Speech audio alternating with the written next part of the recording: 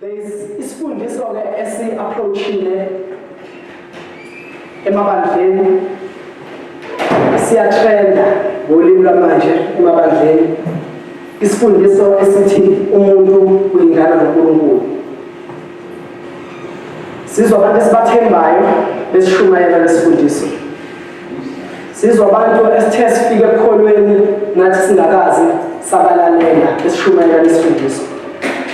Khuluma ngabantu abanjengoKheflodola, abantu abanjengoCopeland, ababhali bencwadi ey'dumile ey'trenda ama-libraries ey'thengwa now and then, babhala ngalento ethi umuntu uyalingana noNkulunkulu. But ke lapho anginayo i-comment into engizoyisho ukuthi lithini izwi lenkosi ngaleyo nto.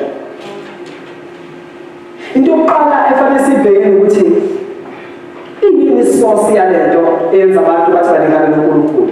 Yini engenza umuntu azafike kumcabango othi ulingana noNkulunkulu. Yini engabisa influence umuntu ukuthi umuntu azagcina ezibone ngazothi yena noNkulunkulu bayalingana. Now, ayikho isource eBhayibhelini iyavela. Angeke ngiqale ngithi baningi eBhayibhelini abantu abathandile ukulingana noNkulunkulu. iBhayibhelini ayi-answer yabantu abanjalo.